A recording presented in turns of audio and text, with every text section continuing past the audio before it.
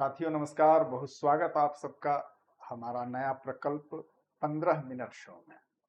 और इस शो में मैं उपस्थित हूं आपके बीच प्राचीन भारतीय इतिहास के अति महत्वपूर्ण प्रश्नों के साथ, जो प्रश्न बहुत ही कारगर हैं आपके आगामी परीक्षाओं में, चाहे वह परीक्षा बीपीएससी पीटी की हो, चाहे वह परीक्षा टीआरई की हो, एईडीओ की हो। तो सभी परीक्षाओं के लिए महत्वपूर्ण 15 प्रश्नों के साथ हमारे 15 मिनट शो में मैं उपस्थित हूं। तो आइए शुरू करते हैं इस शो का सबसे पहला प्रश्न। सबसे पहला प्रश्न हमारा है, मौर्य काल में टैक्स को चुराने या छुपाने के लिए इनमें से क्या दंड दिया जाता था? कौन सा दंड दिया जाता था? विकल्प है मृत्युदंड, सामानों की कुर्की की जाती थी, कारावास की सजा दी जाती थी, या उपरोक्त में से कोई नहीं। इसका सही उत्तर क्या होगा? इसका सही उत्तर होगा विकल्प ए, अर्थात मृत्युदंड। सामानों की कुर्की, कारावास या उपरोक्त में से कोई नहीं। अर्थात आप देख रहे हैं कि मौर्य काल, यह इसका जो प्रशासन था वह प्रशासन मौर्य काल अपने केंद्रीकृत प्रशासन के कारण जाना जाता था। यह इसकी प्रशासनिक विशेषता थी, केंद्रीकृत प्रशासन। और अपने केंद्रीकृत प्रशासन में मौर्यों के पास एक विशाल नौकरशाही थी।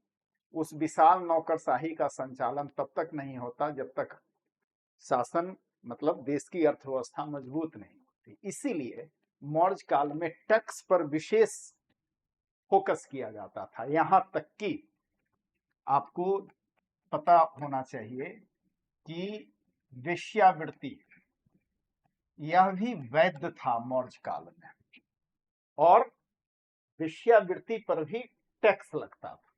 इसको भी शासन ने वैध बना दिया। इसका उत्तर क्या होगा? विकल्प ए। दूसरा प्रश्न, अशोक द्वारा प्रचारित धम्म यह क्या था? बौद्ध मत का सिद्धांत था, आजीविकों और चारवाकों के दर्शनों का मिश्रण था, उस समय के अधिकांश संप्रदायों के सिद्धांतों से संगत आचार व्यवस्था थी, या राज्य की धार्मिक नीति थी? धम्म क्या था? इसका उत्तर क्या हो जाएगा?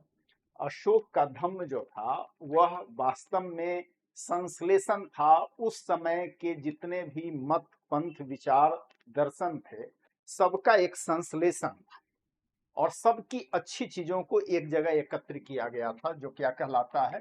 कहलाता है धम्म। अर्थात इस प्रश्न का सही उत्तर क्या होगा? विकल्प सी, उस समय के अधिकांश संप्रदायों के सिद्धांतों से संगत आचार व्यवस्था थी। यह बौद्ध मत का सिद्धांत नहीं था। ठीक है, नेक्स्ट। अगला प्रश्न है कि यह तथ्य कि सातवाहन समुद्री व्यापार करते थे तथा उनके पास जल सेना थी, एक विशेष दोहरे मस्तूल के जहाज वाले सिक्के की उपलब्धता से सिद्ध होता है। मतलब एक सिक्का पर जहाज का, जिसमें दोहरे मस्तूल लगे हुए हैं, उसका चित्रण है। इससे यह सिद्ध होता है कि सातवाहन शासकों ने जल शक्ति के क्षेत्र में भी अपनी पैठ बनाई थी, यानी समुद्री व्यापार में भी उनकी पैठ थी। उनके पास एक मजबूत जल सेना थी। यह इस चीज से सिद्ध होता है। राजवंश के किस तथाकथित शासक ने ये सिक्के जारी किए थे? क्या यह सिक्का सिमुक का था, सातकर्णी द्वितीय का था, गौतमी पुत्र सातकर्णी का था, या यज्ञश्री सातकर्णी का था? इसका उत्तर क्या हो जाएगा? दो मस्तूल वाले चित्र जिनके सिक्कों पर है, वह सिक्का किस सातवाहन शासक ने जारी किया था? इसका उत्तर हो जाएगा यज्ञश्री सातकर्णी। आपने इसको पढ़ा होगा और आपके ध्यान में होगा। वह शासक यज्ञश्री सातकर्णी था, जिसके सिक्कों की विशेषता है कि इसके सिक्कों पर दो मस्तूल वाले जलयान का चित्रण है। अगला प्रश्न। अगले प्रश्न पर आने से पहले, अगर आप बीपीएससी एईडीओ की तैयारी कर रहे हैं तो आपके लिए द ऑफिसर्स एकेडमी ने लॉन्च किया है ऑनलाइन बैच। यह टारगेट बैच होगा और इस बैच के अंतर्गत आपको मिलेगा लैंग्वेज पेपर का अलग से शिक्षण, जनरल स्टडीज का अलग से, और मैथ और रीजनिंग जो तीसरा पेपर है उसका अलग से शिक्षण। आपको पता होना चाहिए कि ये सारे इन बिंदुओं में जितने भी उप बिंदु है विषय विशेषज्ञों द्वारा उसकी कक्षा होगी, और इसमें आपको live classes, recorded classes, chapter wise PDF notes, MCQ test और साथ में 15 टेस्ट सीरीज। यह बैच स्टार्ट हो रहा है 3 सितंबर 2025 से केवल और केवल 999 रुपए के सामान्य शुल्क पर। तो अगर आप बीपीएससी एईडीओ की परीक्षा में अपनी सफलता सुनिश्चित करना चाहते हैं तो निश्चित रूप से हमारा यह टारगेट बैच आपके लिए है। अगला प्रश्न देखिए,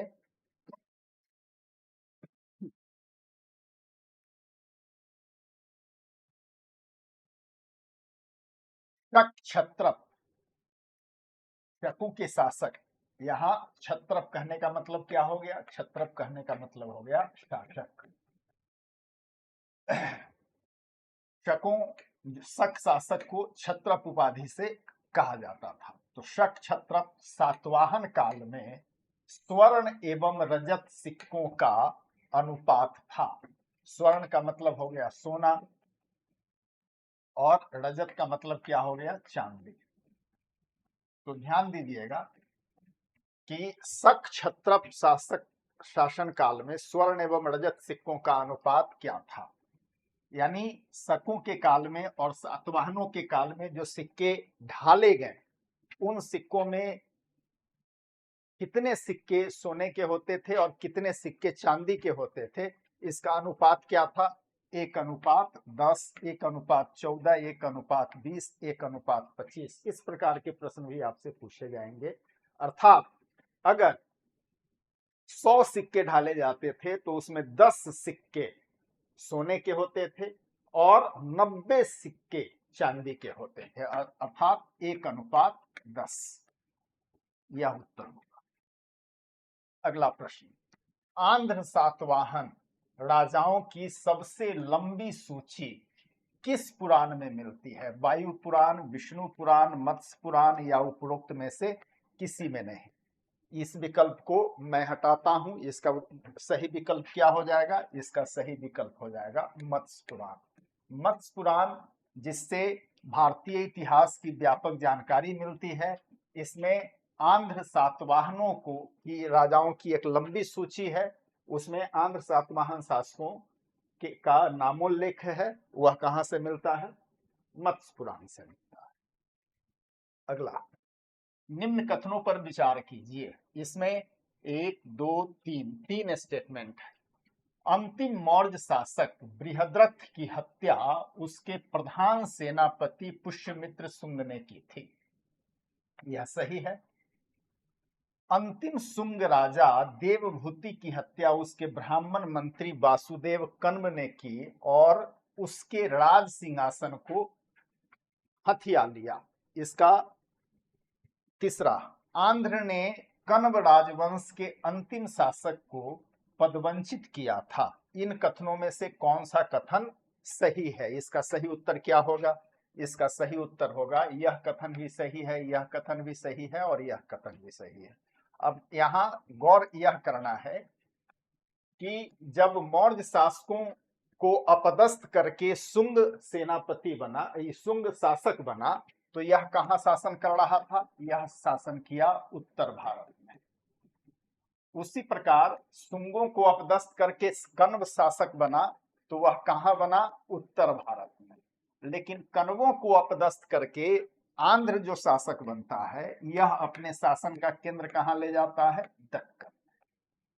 इस चीज को यहां गौर करिएगा। ऐसे यह तीनों कथन सही है, इसलिए इस प्रश्न का सही उत्तर होगा विकल्प बी। अगला प्रश्न निम्नलिखित पर विचार कीजिए। क्या क्या है? कौन सा लक्षण कुषाणों से संबंधित है? यानी कुषाणों के बारे में कौन सा स्टेटमेंट सही है। उन्होंने स्वर्ण मुद्राएं जारी की थी, इसमें कोई दिक्कत नहीं है, क्योंकि स्वर्ण मुद्रा जारी करने की परंपरा की शुरुआत भारतीय इतिहास में सबसे पहले इंडो ग्रीक हिंद यवनों ने किया था, कुषाणों ने भी इसको जारी रखा। उनका चीनी शासकों के साथ संघर्ष हुआ था, बिल्कुल सही बात है, और इस संघर्ष में कभी कुषाणों की जीत हुई, कभी चीनी शासकों की जीत हुई। उन्होंने शिल्प की गांधार शैली को सामान्यतः अपनाया था, यह भी सही है। मथुरा में एक देव कुल की स्थापना की गई थी, यह भी सही है। नीचे दिए गए कूट का प्रयोग कर सही उत्तर चुनिए। तो इसमें सही क्या हो जाएगा, सही हो जाएगा विकल्प डी, यह सही है। ठीक है, अगला प्रश्न, निम्नलिखित कथनों पर विचार कीजिए। गौतमी पुत्र सातकर्णी ने नहपान को हराया, यह सही है कि नहीं, यह बिल्कुल सही है। वासिष्ठी पुत्र श्री पुलमावी रुद्रदामन द्वारा हराया गया था, यह भी सही है। और श्री यज्ञ सातकर्णी ने स्वयं को एक ब्राह्मण का नाम दिया था, नहीं, यह गलत है। यह काम किया था गौतमी पुत्र सातकर्णी ने। तो इसका उत्तर क्या हो जाएगा, इसका उत्तर हो जाएगा, इसका उत्तर क्या हो जाएगा, इसका उत्तर हो जाएगा 1 और 2, केवल 1 और 2। इस प्रश्न का जो पहला और दूसरा स्टेटमेंट है वही सही है, तीसरा स्टेटमेंट इसका गलत है। चलिए, प्रश्न संख्या 9 पर आने से पहले आपके लिए सूचना कि अगर आप बीपीएससी एईडीओ की तैयारी कर रहे हैं, सहायक शिक्षा विकास पदाधिकारी की तैयारी कर रहे हैं, तो हमने आपके लिए लॉन्च किया है एक टारगेट बैच। यह बैच स्टार्ट हो रहा है 3 सितंबर 2025 से केवल और केवल 999 रुपए के सामान्य शुल्क पर। इस बैच के साथ हम आपको 15 टेस्ट सीरीज मुफ्त भी दे रहे हैं। आइए, कनिष्क के समकालीन निम्नलिखित नामों का अध्ययन करिए और निम्नांकित उत्तर कोड के अनुसार अपना उत्तर इंगित करिए। एक नाम है अश्वघोष, वसुमित्र, कालिदास और कंबन। आपको बताना है इसमें से कौन सही है जो कनिष्क के समकालीन है। तो गौर करिएगा, कनिष्क के पीरियड में क्या हुआ था, आपको ध्यान में होगा चतुर्थ बौद्ध संगीति हुई थी। चतुर्थ बौद्ध संगीति कहाँ हुई थी, कश्मीर में हुई थी। यह कश्मीर में हुआ था, और इस बौद्ध संगीति से जुड़े हुए 2 नाम अश्वघोष और वसुमित्र, एक इसका अध्यक्ष और एक उपाध्यक्ष था। कालिदास की स्थिति जो है यह गुप्त काल की है, यह गुप्त कालीन, ठीक है। कंबन यह कहाँ के हैं, ये दक्षिण भारतीय है। कंबन का नाम कहाँ आता है, कंबन जो है यह तमिल रामायण के रचनाकार है। कंबन कौन है, तमिल रामायण के रचनाकार है, ठीक है। तो इसका उत्तर क्या हो जाएगा, इसका उत्तर हो जाएगा विकल्प 1 और 2 केवल, बाकी सारा विकल्प गलत हो जाएगा। चलिए, अगला प्रश्न, भारतीयों के लिए सिल्क मार्ग, सिल्क रूट किसने आरंभ किया था, और सिल्क रूट पर किस भारतीय शासक का कब्जा था, नियंत्रण था। प्रश्न ऐसे भी पूछा जा सकता है, कनिष्क का, हर्षवर्धन का, अशोक का, फाहियान का। फाहियान भारतीय शासक था ही नहीं। अशोक है, भारतीय शासक में अशोक का नाम है, लेकिन सिल्क रूट पर इनका कब्जा नहीं है। हर्षवर्धन का भी नहीं है। वह कौन राजा है, वह राजा है कनिष्क। इसी चीज से जुड़ा हुआ एक दूसरा प्रश्न होगा कि वह भारतीय शासक जिसके शासन काल में भारतीय साम्राज्य का विस्तार भारतीय प्राकृतिक सीमा से बाहर सबसे बड़े क्षेत्र पर रहा, वह कौन शासक था। इसका उत्तर भी कनिष्क ही होगा। नेक्स्ट, शकों एवं सातवाहनों में मालवा में आधिपत्य के पीछे संघर्ष का प्रमुख कारण क्या था। गुजरात के पश्च प्रदेश पर अधिकार करना, व्यापारिक लाभ के लिए, राजनीतिक विस्तार के लिए, या परंपरागत शत्रुता दोनों में थी। इसका उत्तर क्या हो जाएगा, इसका उत्तर हो जाएगा व्यापारिक लाभ के लिए।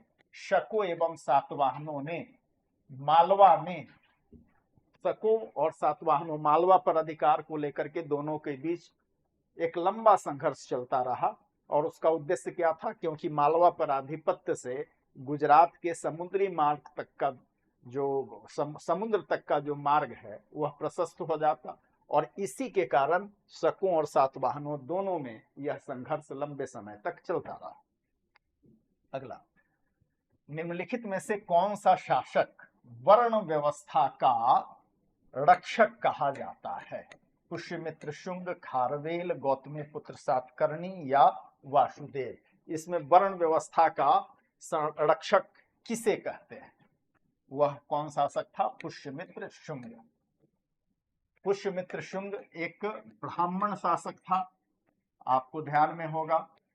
और इस पुष्यमित्र शुंग के शासन काल में इनके जो राजपुरोहित हुए, वह राजपुरोहित कौन हुए? वह राजपुरोहित हुए पतंजलि। इनके राजपुरोहित कौन हुए? पतंजलि। ठीक है, चलिए अगला।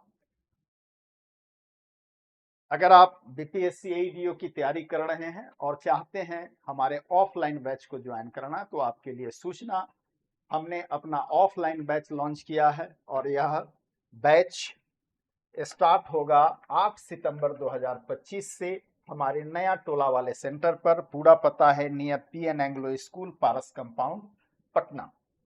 यह पूरी तरह से ऑफलाइन बैच होगा। इस बैच के बारे में विशेष जानकारी दिए गए नंबर पर आपको उपलब्ध होगी। अगला, रोम से भारत की ओर सोने के बहते जाने की बात किसने कही है? अपने एक ग्रंथ में यह टॉलमी ने कहा, नीरो होना चाहिए, एस्टेबो ने कहा या प्लिनी ने कहा, या रोम से भारत की ओर सोने के बहते जाने पर किसने दुख व्यक्त किया है? तो वह कौन है? वह प्लिनी। प्लिनी की एक रचना है, वह क्या है? नेचुरल हिस्टोरिका या नेचुरल हिस्ट्री, इस नाम से भी, प्राकृतिक इतिहास, इस नाम से इसकी रचना है। और इस रचना में उसने रोम से सारा सोना भारत की ओर आने पर दुख व्यक्त किया है। यह प्लिनी इसका उत्तर। नेक्स्ट, 200 ईस्वी पूर्व से 300 ईस्वी के मध्य के समय की एक विशेषता विदेशी व्यापार की उन्नति स्वीकार किया जाता है। यानी यह कौन सा पीरियड है? यह पीरियड है मौर्योत्तर काल। 200 ईस्वी पूर्व से लेकर के 300 ईस्वी तक की जो समय सीमा है उसको मौर्योत्तर काल कहते हैं। और मौर्योत्तर काल को और किस नाम से जाना जाता है? तो यह आर्थिक दृष्टिकोण से, यह क्या है? आर्थिक दृष्टि से भारत का स्वर्ण काल है। यह भारतीय इतिहास का स्वर्ण काल, यह आपने पढ़ा है, यह भारतीय इतिहास का स्वर्ण काल है आर्थिक दृष्टिकोण से। तो इसमें व्यापार की उन्नति स्वीकार किया गया है, ठीक है। निम्न कारणों में कौन कारण उसकी उन्नति में सहायक नहीं हुआ था? यानी इस पीरियड में जो व्यापारिक विकास हुआ उसमें कौन सा कारण नहीं था? भारत राजनीतिक दृष्टि से एक हो गया था? बिल्कुल नहीं, क्योंकि मौर्योत्तर काल में मौर्यों का शासन खत्म हुआ था और शासन के एक से अधिक केंद्र विकसित हो गए थे। तो यह कहना कि राजनीतिक दृष्टि से एक हो गया था, यह गलत है। मौर्य शासकों ने विभिन्न सड़कों का निर्माण करके और समान प्रशासकीय व्यवस्था लागू करके व्यापार की उन्नति में सहायता दी थी, यह सही बात है। भारतीय ग्रीक शासकों ने पश्चिम एशिया और मेडिटेरेनियन देशों से घनिष्ठ संपर्क स्थापित करने में सहयोग दिया था, यह भी सही बात है। और शक, पार्थियन और कुषाण शासकों ने मध्य एशिया के देशों से घनिष्ठ संपर्क स्थापित करने में सहयोग दिया था, यह भी सही बात है। तो इसका उत्तर क्या हो जाएगा? विकल्प ए। यह इस संदर्भ में उचित पंक्ति नहीं है। और आज का अंतिम प्रश्न कि सातवाहनों के बारे में निम्नलिखित में से कौन सा एक कथन सही नहीं है? सातवाहनों के बारे में जो सही नहीं है वह कथन आपको बताना है। सातवाहनों का पुराणों के आंध्रों के साथ तादात्म्य स्थापित समझा जाता है। यानी पुराणों में जिसे आंध्र कहा गया है वस्तुतः वही सातवाहन है। यह सही बात है। सातवाहनों ने ब्राह्मण वंश का दावा किया और ब्राह्मणी वैदिक परंपरा का अनुसरण किया। ठीक है, उन्होंने खुद को ब्राह्मण कहा और वैदिक परंपरा को ही माना। सातवाहन और शक दीर्घकालिक संघर्ष में लगे रहे, यह भी सही बात है। यह संघर्ष किस एरिया को लेकर के था? यह संघर्ष मालवा पर अधिकार को लेकर के था, यह भी सही बात है। वासिष्ठी पुत्र सातकर्णी ने शक शासक रुद्रदामन प्रथम को हराया, यह गलत है। परिणाम ठीक इसका उल्टा था। तो इसका उत्तर क्या हो जाएगा? विकल्प डी। इस प्रकार हमने इस शो में 15 महत्वपूर्ण प्रश्नों का अभ्यास किया। हमारा यह शो निरंतर जारी रहेगा। मिलते हैं अगले शो में। आज के लिए इतना ही। आप सबका बहुत बहुत धन्यवाद।